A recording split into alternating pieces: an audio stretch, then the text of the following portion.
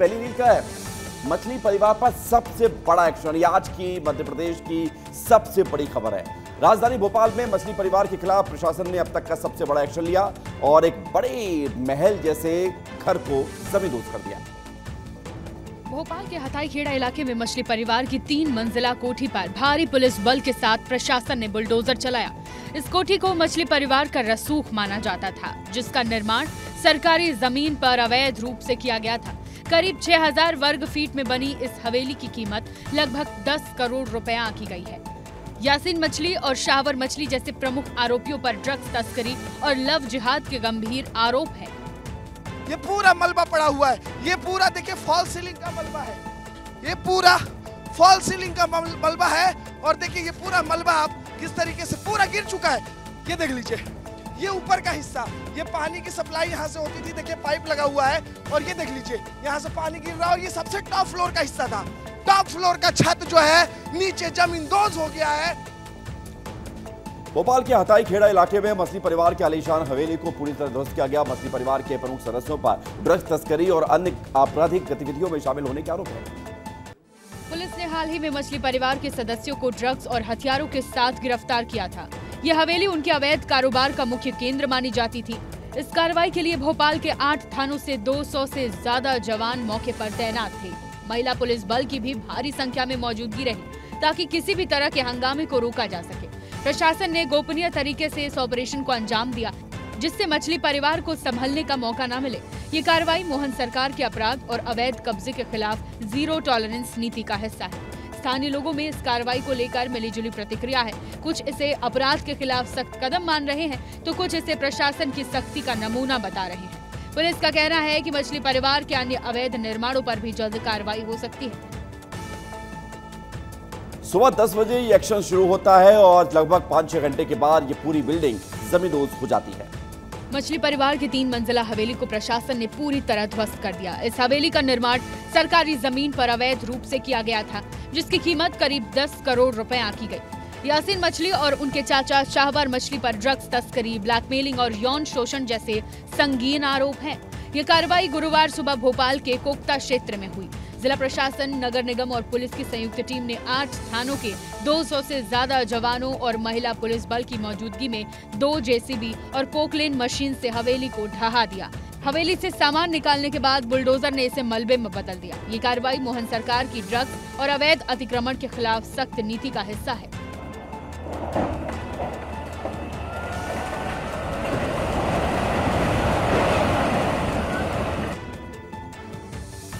उधर भोपाल से कांग्रेस विधायक आरिफ मसूद की मुश्किलें बढ़ गई हैं। कोई फिजा पुलिस ने उनके खिलाफ धोखाधड़ी का केस दर्ज किया है।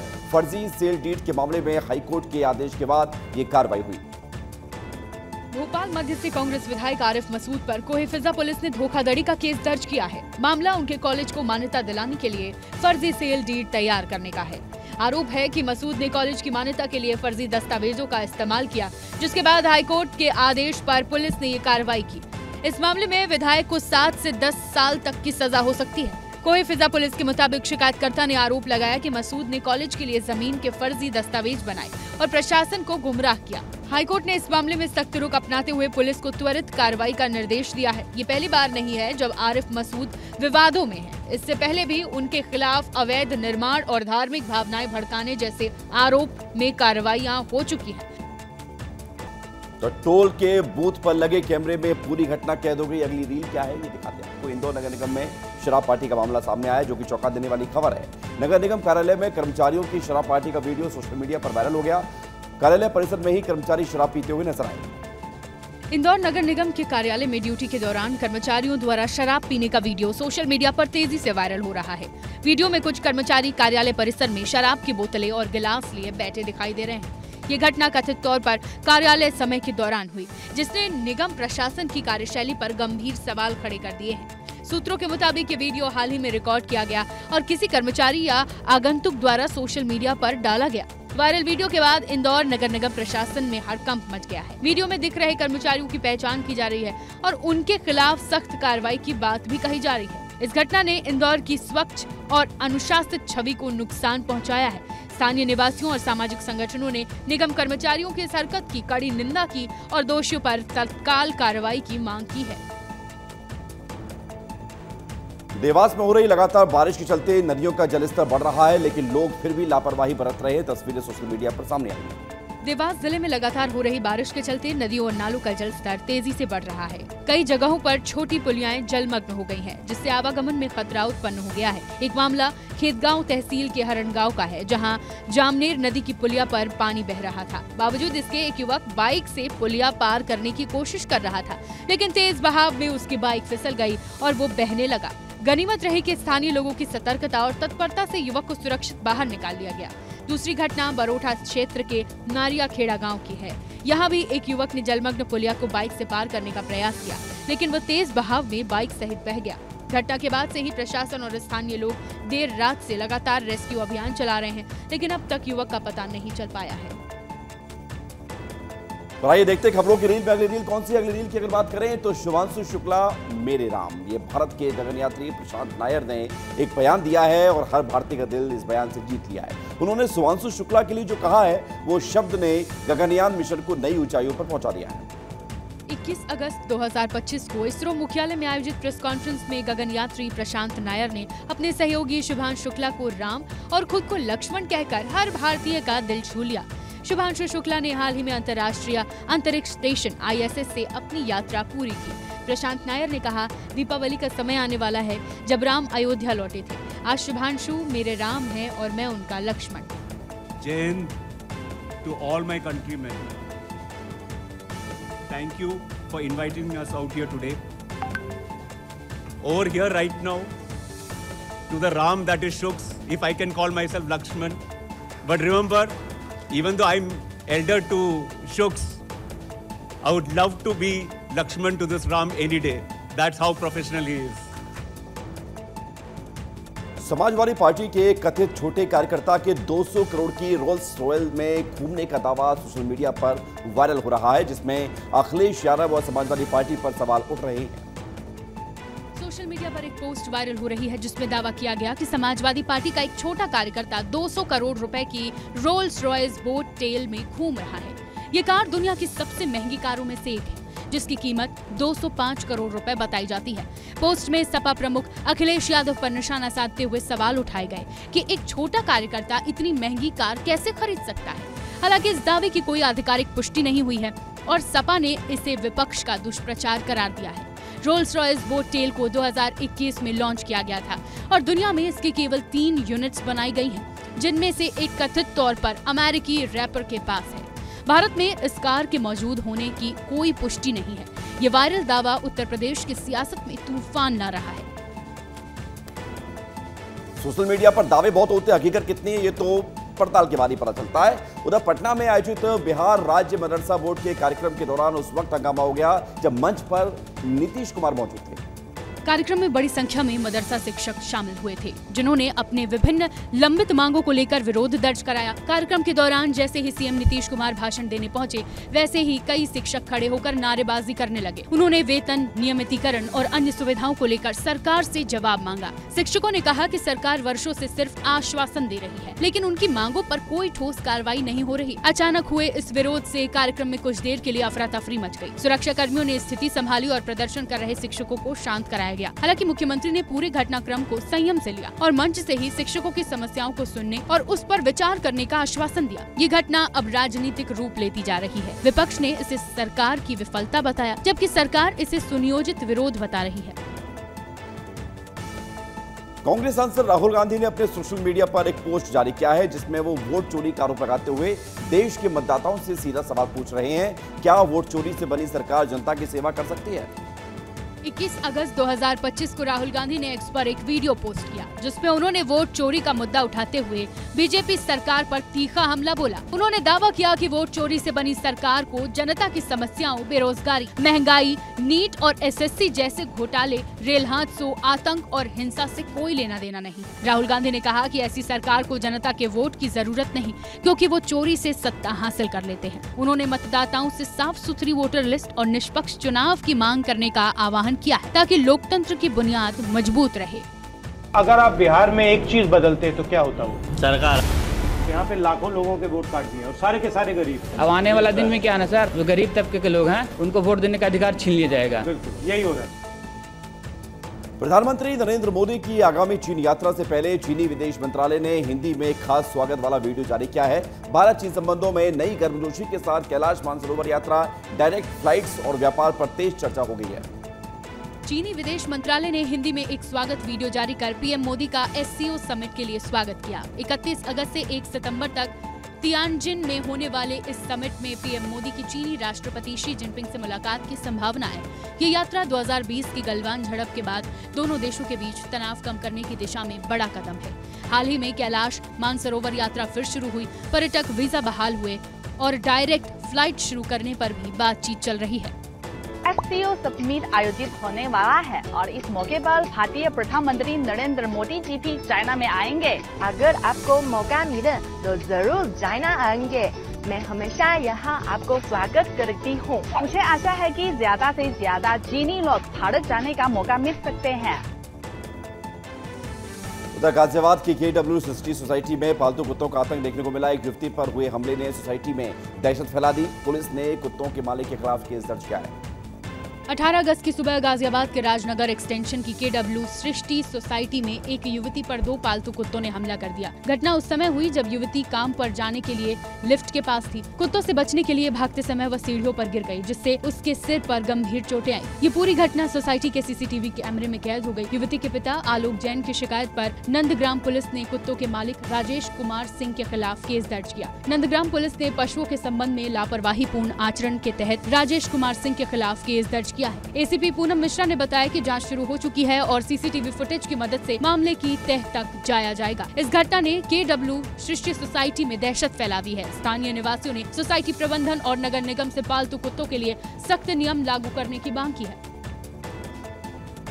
तो KVC को अपना करोड़पति मिल गया है। अगली रील क्या है ये हम देख लेते हैं। महाकाल के दर पर जर्मन डेलीगेशन, ये तस्वीर सामने आई उज्जैन से, जहां पर जर्मन बिजनेस डेलीगेशन ने बाबा महाकाल का दर्शन करके आशीर्वाद लिया और ये डेलीगेशन MP में निवेश की संभावनाएं तलाशने के लिए यहाँ पहुंचा हुआ है।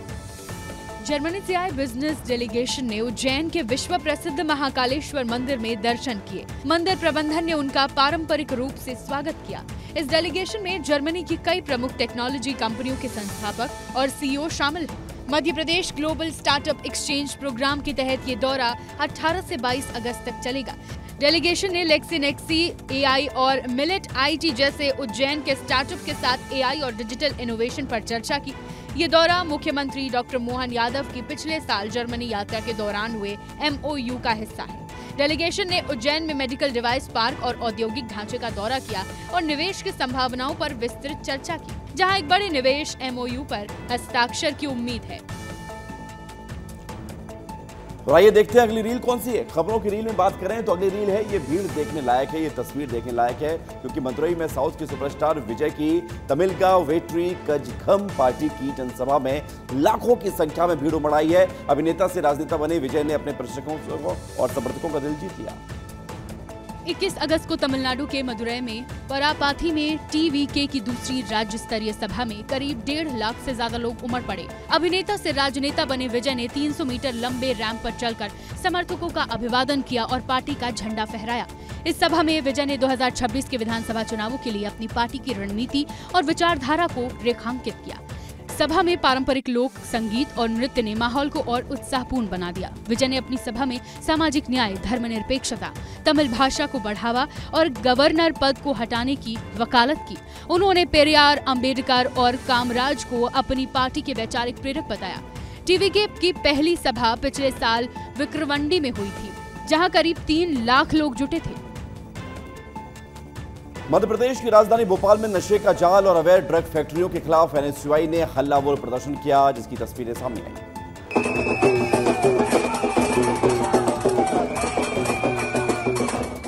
NSUI प्रदेश उपाध्यक्ष के नेतृत्व में कार्यकर्ताओं ने सरकार की कुंभकर्णी नींद तोड़ने के लिए सड़कों पर उतरकर जोरदार प्रदर्शन किया। भोपाल में NSUI ने ड्रग माफिया और अवैध ड्रग फैक्ट्रियों के खिलाफ विशाल प्रदर्शन किया। NSUI के प्रदेश उपाध्यक्ष आदित्य सोनी, अक्षय तोमर, विदुषी शर्मा और सैकड़ों कार्यकर्ताओं ने सड़कों पर उतरकर बीजेपी सरकार पर नशे के कारोबार को रोकने में नाकामी का आरोप लगाया। प्रदर्शनकारी नशे से दूरी है जरूरी के नारे लगाते हुए ड्रग्स की प्रतीकात्मक पुड़िया दिखाते हुए सरकार को जगाने की मांग कर रहे थे। ये प्रदर्शन हाल ही में भोपाल में 92 करोड़ रुपए के मेफ्रोड्रॉन ड्रग्स की बरामदगी के बाद हुआ है।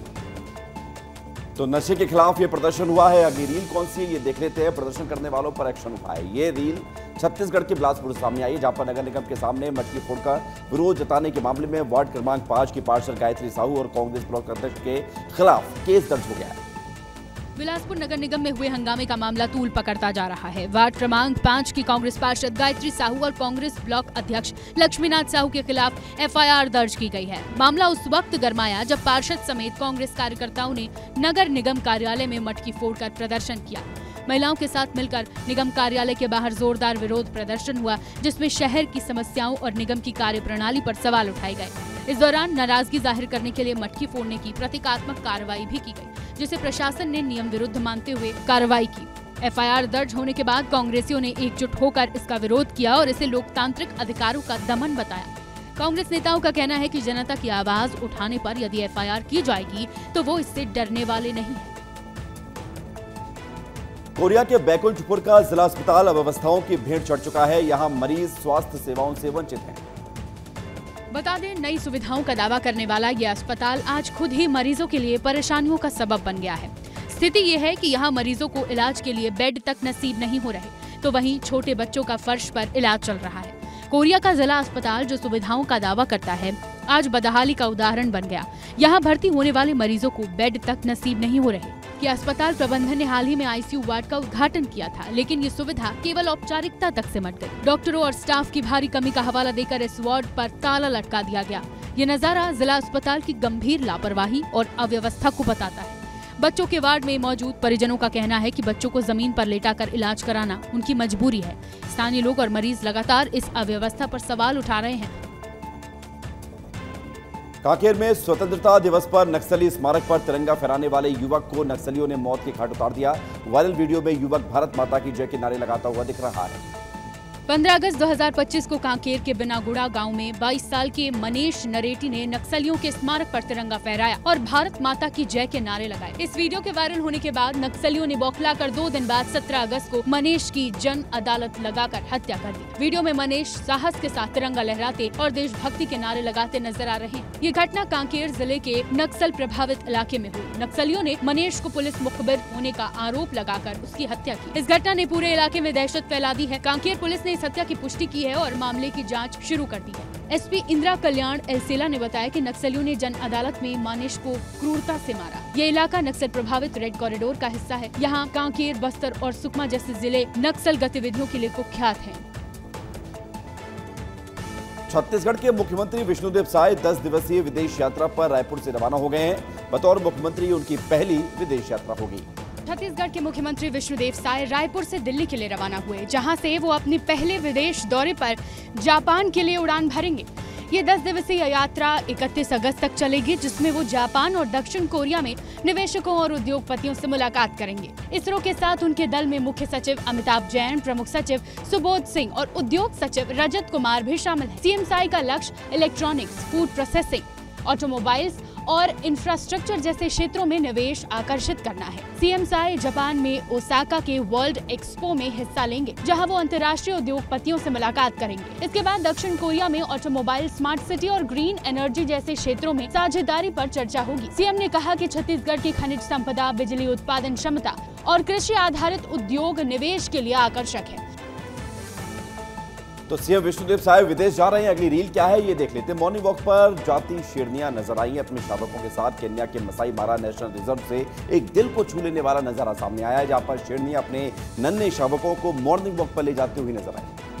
मसाई मारा नेशनल रिजर्व, जो अपनी विशाल सवाना और ग्रेट माइग्रेशन के लिए मशहूर है, यहाँ शेरनियां और शावकों को सुबह की सैर पर ले जाती है। ये दृश्य हाल ही में एक सैलानी द्वारा कैद किया गया, जिसमें 4 शेरनियां अपने 6 शावकों के साथ सूर्योदय के समय घास के मैदानों में टहल रही हैं। मसाई मारा में करीब 850-900 शेर जो प्राइड्स में रहते हैं। ये शेरनियां, जो प्राइड की मुख्य शिकारी होती हैं, अपने शावकों को शिकार और सुरक्षा के गुर सिखाती हैं। शावक जो 2-3 महीने की उम्र में प्राइड में शामिल होते हैं, इस दौरान खेल खेल में जंगल के नियम सीखते हैं। ये वीडियो मसाई मारा के सेंट्रल प्राइड का बताया जा रहा है, जो अपनी मजबूत शेरनियों और स्वस्थ शावकों के लिए जानी जाती है। मसाई मारा में शेरों की प्राइड्स में शेरनियां मुख्य शिकारी होती हैं, जो जेब्रा, वाइल्ड बीस्ट और बफेलो जैसे बड़े शिकार को पकड़ने में माहिर है।